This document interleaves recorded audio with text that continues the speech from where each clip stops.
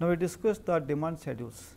A demand schedule demonstrates the different quantity demanded by of a commodity at various levels of price. So, demand schedule shows what are the different quantity demanded by the consumer by the we can say in the market at different level of prices. Now, types of demand schedules. First is individual demand schedule that shows different quantity of a commodity demanded by a consumer at various level of price. Now, so far as the individual demand schedule is concerned, it indicates what are the possibility of quantity demanded by the consumer at different level of price. Now, individual demand schedules indicates that whenever there is decline in price of the goods of a commodity, then definitely quantity demanded by the consumer is on increasing, or we can say that definitely there is reverse inverse negative relationship between price and quantity demanded by the individual. Now, that can be shown with the help of the example. Now, individual demand curve that refers to graphical representation of individual demand schedule. As we see that with the decline in price, the quantity demanded by the consumer is on increasing, and with the increase in price, the quantity demanded by the consumer is decreasing. Therefore, the demand curve always slopes downward. Now, second is market demand schedule that shows various quantities demanded by all the consumers at different level of price. As you see that so far as the market is concerned, that constitutes different consumers.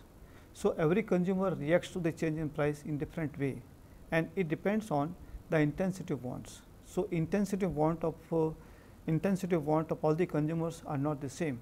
It is definitely different. Therefore, every consumer will react to the change in price in different way.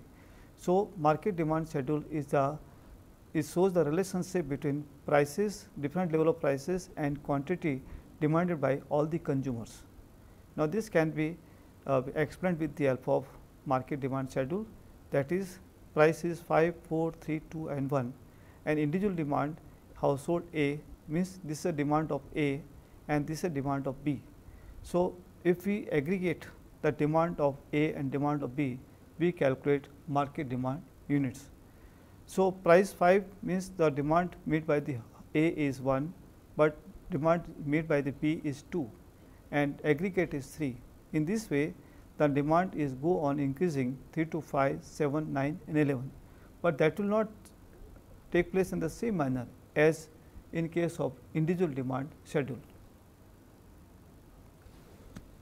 Now, we discuss what is market demand curve that refers to graphical representation of market demand schedules. Now, so far the market demand curve is concerned, that is the aggregate of demand curve of individuals. So, we have seen that demand made by the A household, demand made by the household B, and aggregate is the DM. So, DM is quite we can say flatter as compared to demand made by A and demand made by B. So, we have got more elasticity in market demand curve as compared to demand made by the individual A and B.